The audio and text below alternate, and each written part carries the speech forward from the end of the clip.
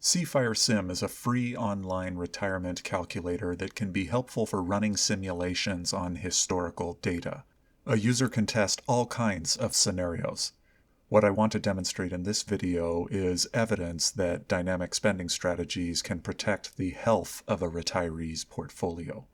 Here I am in cFIREsim, and I'm on the Inputs tab, and I'm going to run a simulation now that involves no dynamic spending. We'll use this as a baseline model and then compare other simulations that have dynamic spending in them, and we'll see what kind of a difference the dynamic spending strategies can make.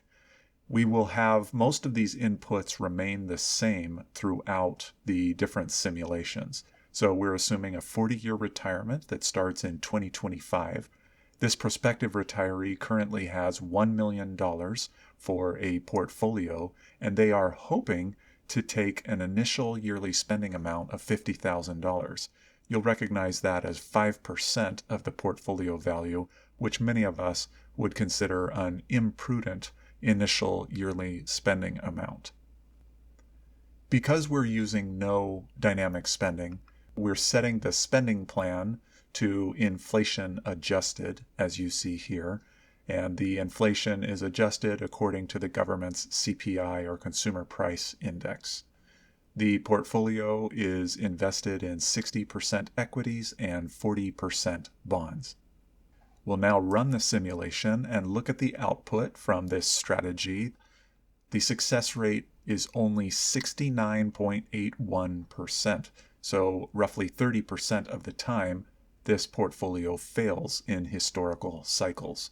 Nevertheless, it succeeds more often than it fails, and therefore the median ending portfolio value is $851,000. What does this mean? It means that a typical amount of extra money across these different historical cycles is around $851,000.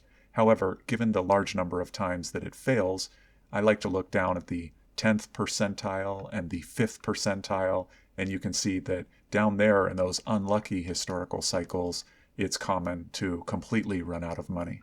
Now let's run a simulation with dynamic spending. So this time, we're of course keeping all of the other inputs the same, but here for the spending plan, instead of inflation adjusted, we're going to change it to variable spending. We're going to use a 2.5% rule for this simulation. So for the floor value, we input a specific number, $48,750. That's 2.5% below $50,000. Now, all of the dollar amounts in cFIREsim are in present dollars. So a retiree would adjust for inflation, but then remind themselves if their portfolio's value is down over the prior 12 months, that they need to reduce their spending by 2.5%. For many of us, 2.5% is approximately how much we would adjust for inflation. So practically, one nice thing about a 2.5% rule for dynamic spending is that when the portfolio's value is down over the prior 12 months, the retiree may simply forego a cost of living adjustment.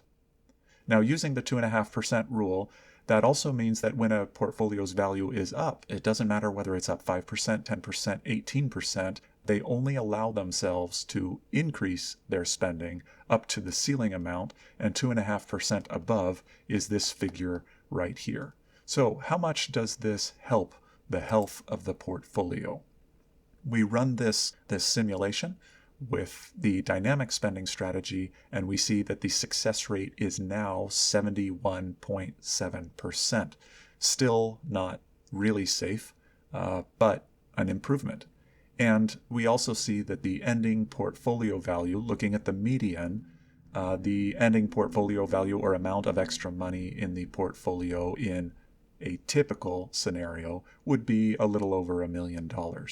Down at the 10th percentile and 5th percentile, though, in those unlucky historical cycles, the retiree is likely to run out of money even with this modest dynamic spending strategy. So with a little bit of dynamic spending, we get a little bit of improvement, but what happens if we use a more aggressive dynamic spending strategy? In this example, we will now use a 5% rule. So the floor becomes $47,500 after inflation, and that's 5% below this initial yearly spending amount. And then $52,250 Actually, that should be 52,500. is the ceiling in this dynamic spending strategy. How much does that help? We run the simulation and our output tells us that we're now up to a 74.53% success rate, which still wouldn't be adequate. But the take-home message here is that dynamic spending strategies really do help. The fundamental problem for this hypothetical retiree is that they are using an initial withdrawal rate that is much too high, especially for a 40-year expected retirement. But we do see improvements across the dynamic spending strategies, and this more aggressive dynamic spending strategy using a 5% rule has a higher success rate. It has a higher median ending portfolio, or in other words, greater extra money, but still down in those unlucky historical cycles, we see that the retiree will run out of money. I hope this has been helpful to you and gives you the confidence to run your own simulations with numbers that are meaningful to you. If you liked this video, I hope you'll express that and also subscribe to the channel so that you can keep learning more about financial independence and early retirement.